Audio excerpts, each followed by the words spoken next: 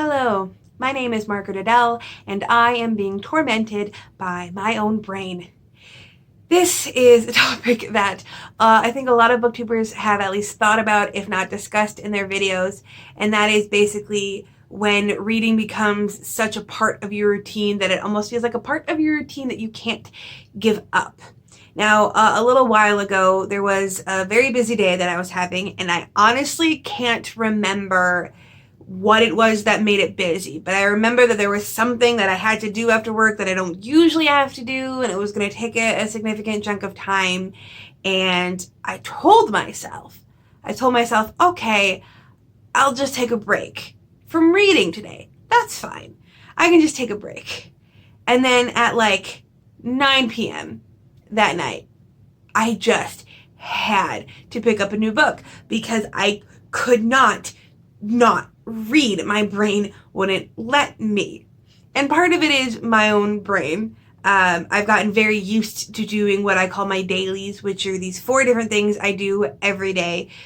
Practice my French, practice my guitar, write or brainstorm for a story, and read. And I usually read on average about 100 pages, sometimes more or less as the book needs, but I've managed to convince myself that I can read less than 100 pages on my off days or my rest days where I can read as little as 15 to 20 pages. But it is almost impossible for me to convince my brain not to read at all. And this has become slightly a problem. One of the biggest thing was when my husband and I were still in the foster care class, which we have finished, don't have the license yet, but we are currently in that weird waiting period. The foster class, which is once a week, and it is 3 hours. So there was one day a week where I would have 3 extra hours gone out of my nights. I still couldn't convince myself that it was okay if I didn't read.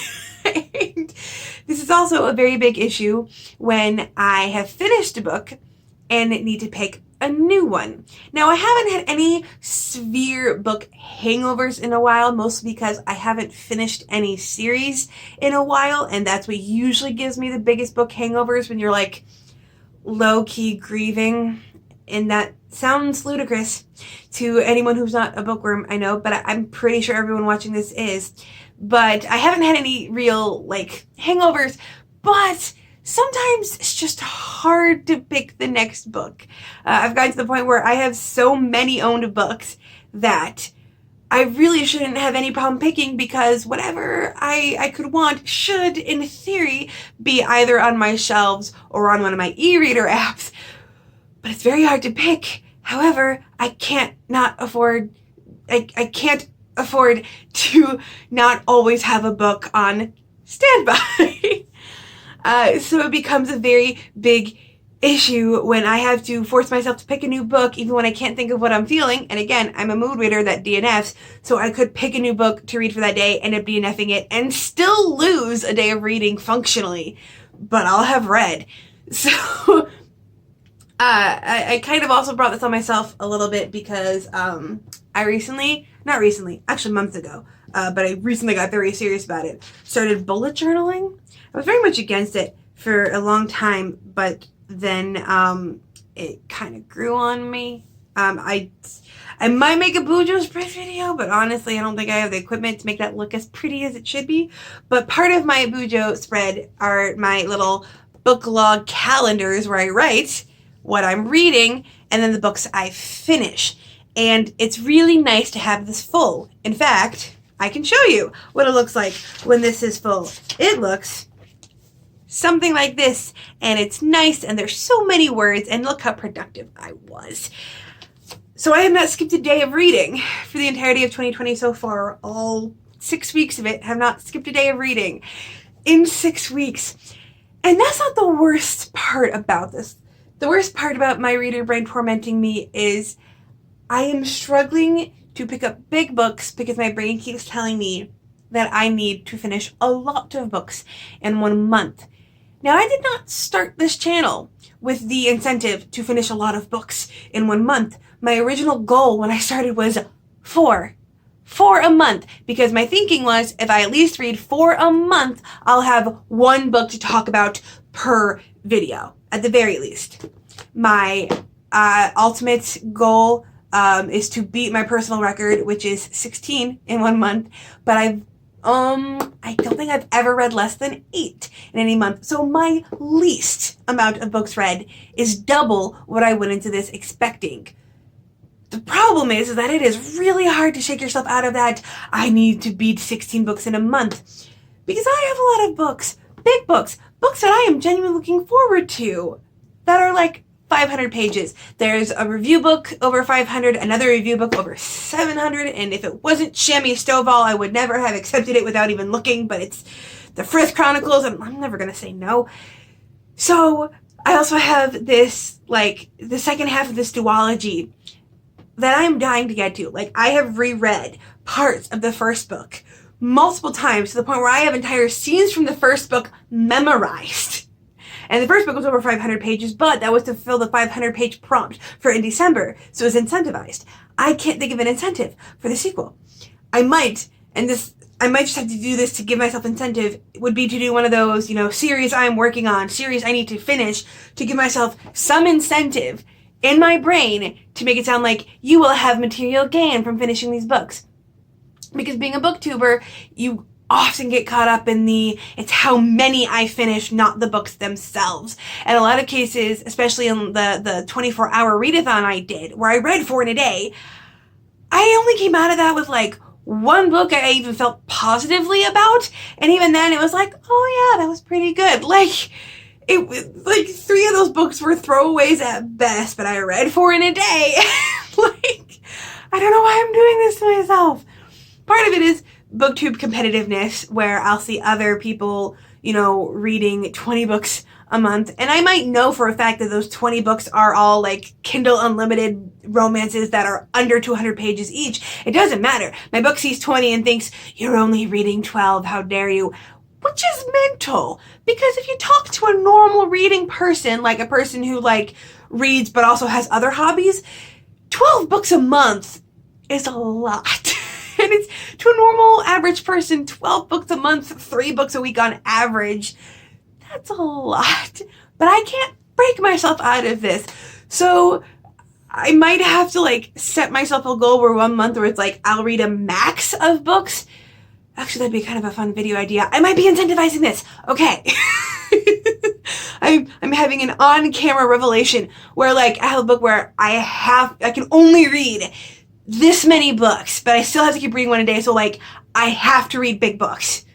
Oh my god, guys, I literally okay, bring it in, Margaret, we got this. But in general, booktube tends to incentivize certain kinds of reading and de-incentivize, you know what I mean, not reading other kinds of books, where for me personally, I know if I upload the first in a series of a review, that's going to get a decent amount of views. And every single one I review after that in the series is going to get significantly less. The more and more it goes on, the less and less views it will get, because generally most people will be reading the first book and only a fraction of those people will be continuing on with the series. And if I'm going to be, spoiling things moving on in the series, they don't want to be spoiled, even if they do eventually want to get to those books. So for me personally, my reviews, as much as I love getting sequels of indie books, and it's nice to go back into a world that I already know that I love, like with the Frith Chronicles, that 700-page book I have to read.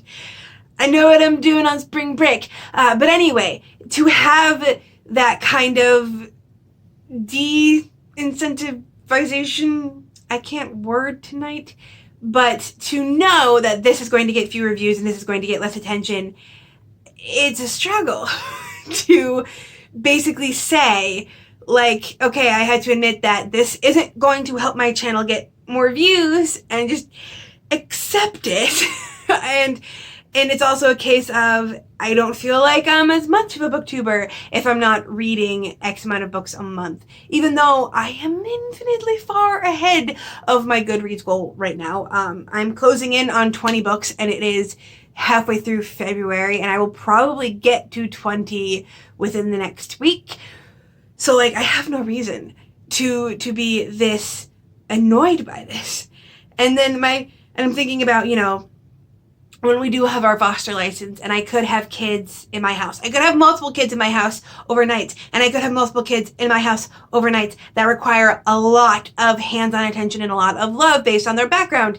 And that would leave me much less time to read, and I'm already panicking about that. And I know that is stupid because reading is a hobby and helping those kids is more important. And I've wanted to be a foster parent since I was 10 years old, and I really shouldn't be letting BookTube get in the way of that. But I am, in my head.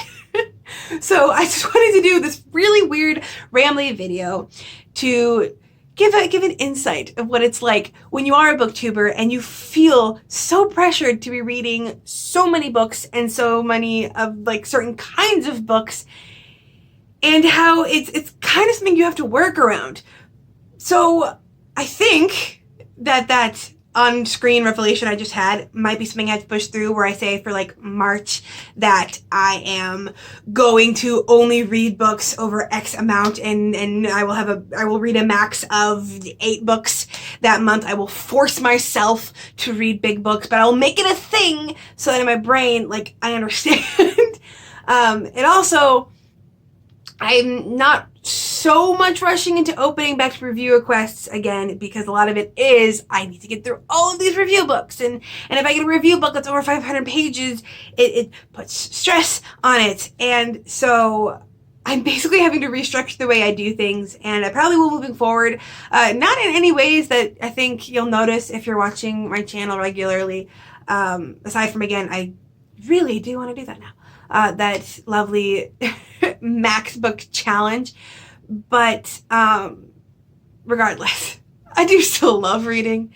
This is something I've wanted to get out of my brain for a while. The idea that I get so caught up in reading as something that needs to be productive, as opposed to reading the stories that will give me something more than just views or content, stories that will leave me thinking about them after they're done, and leave me wanting to go back and reread certain parts, and feeling genuinely excited about what's coming next, and stories that I genuinely want to get lost in regardless of their page count. And I'm trying to get back to that. And I'm trying to say that it is genuinely okay if there's a day where I just go without reading at all. And I know that even saying this, that after I get done with this, and after this video is busy editing or uploading, I am going to be reading, because of course I am. But this is me telling myself, future Margaret, if you ever watch this again, chill. We need this. The kids coming into your house that need your love need you to not worry about your page count or your book count this month. Relax. And everyone else that is a booktuber or a blogger or a bookstagrammer that gets caught up in the I must always be putting out content, deep breaths. We do this for fun. This is our hobby, and it is okay if we're not reading a gajillion books. We're all readers, and we need to remember that. And on that note, with nothing else to say, I hope you have a wonderful day and a marvelous tomorrow.